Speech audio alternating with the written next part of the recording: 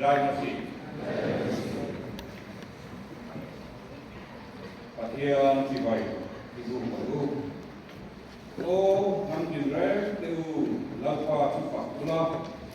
Bikin rek teu ama sifat rahu. Angil na inasukan cuma anasain lapa sifat tukun kuah inaundon siya lapa sifat rahu lapa rahu mangsal mase. Amen. Itu kaiu. Olang pa yung number kan pakian. O India hiyan yung fakya kan amawangin law tu kan kirase. Lalpa nam jetin re tela aku baba nam kan fakya hiraw kui kan tiya. O India may po hiyan ikisen takamin kan suwana avana lalpa hetilaya nam jetin santen. Nimle long takakan fakya awang sehiyan long tu kan kirase. Tun kan inform huna kan speaker putak soitu tu te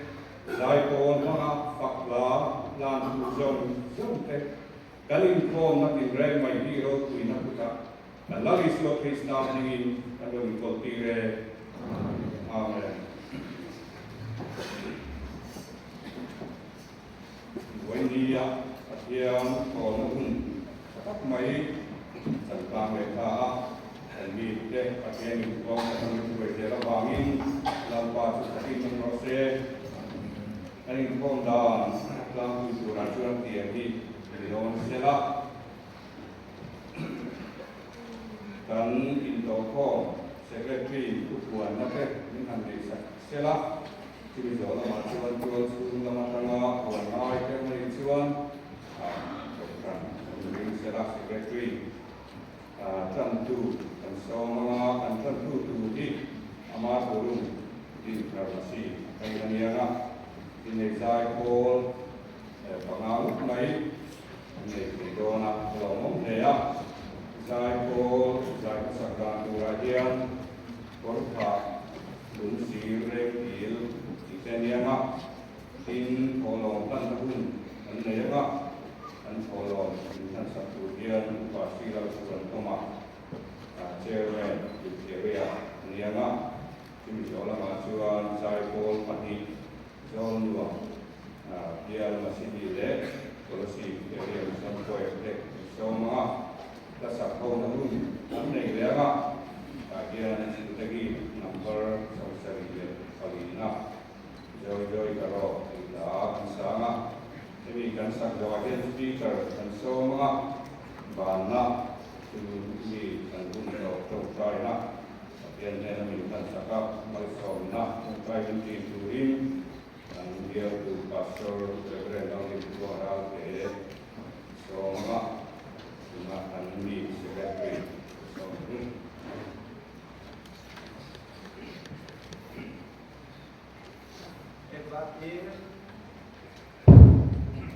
एक बार फिर हमारे प्रभु यीशु मसीह के नाम से जय मसीह। इस समय में आपको स्वागत करते हैं। आज के कार्यक्रम इस पत्र से होंगे हमारे संसार उपापीसी जोगिंग थंगन जेमान उठंग एरिया सूरत करता होगा हमार उरुंग दिन मसीह संगति हमारा वक्ता सी रोहियर से हम लोग विषय फिर सुनेगा। हम लोग का विषय संसार की आवश्यकता प्रभु यीशु मसीह। गाय मंडली कोट फार्मेसी संगति रेंगिल दुंगसी मसीह संगति रेंगिल मसीह संगति policy area mission square zone model मसीह संगति से हम लोग सुने आमेन। पूरी कौमान आजान in mới là mặt không bị nhiều mà cả những con sống tên gì đi là in là rồi cái sống tên reception là in porto lái cho in nó đồ xiêm mà ngày đó là bảo in à in tu cái gì hay á có quỳ chú acang ni lo ko pi ko ra changa ye mi mang tu ra lo ta kan mo kan chuan kan nam na in ka ilam dai ye lo ka kan kan lo a lo mong le mai in ko pi chu ma changa he mi tong ko kan ni lo ye mi ra mang tu ra ko pi ko ten ni ta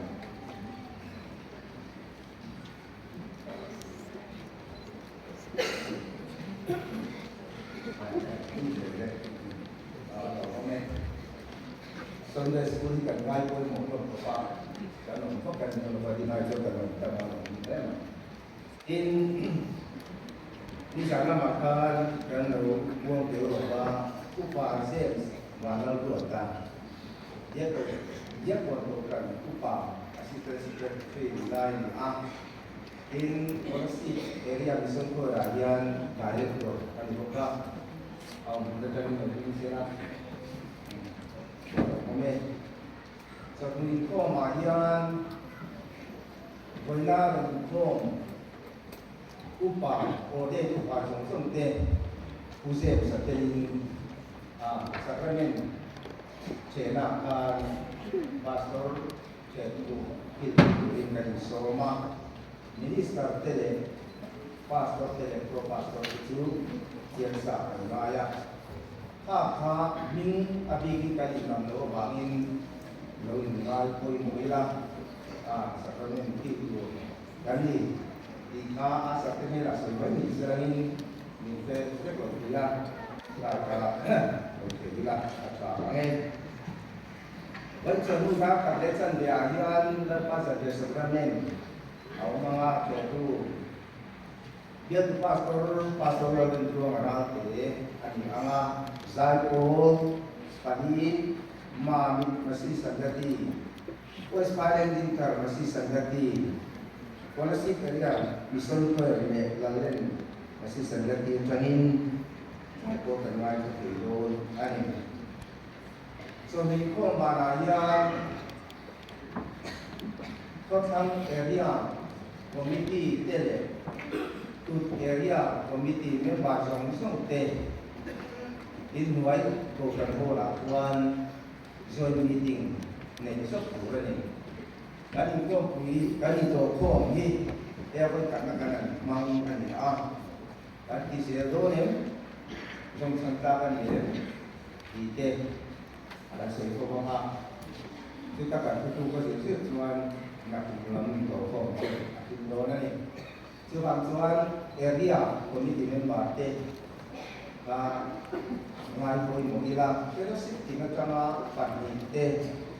biar masih sanggati chairman dan secretary te boleh kan depan sini te kan pastor te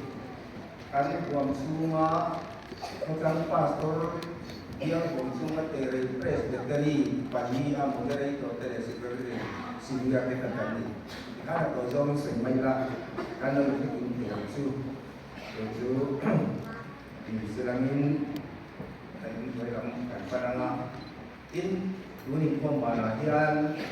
itu kom imparte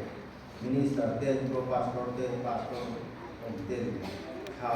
laku anggorene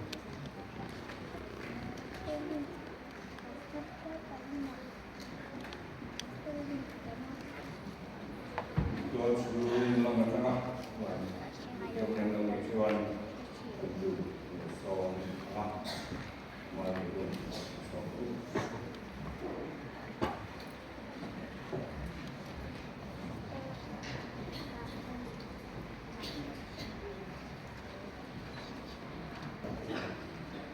Din thằng đó đâu em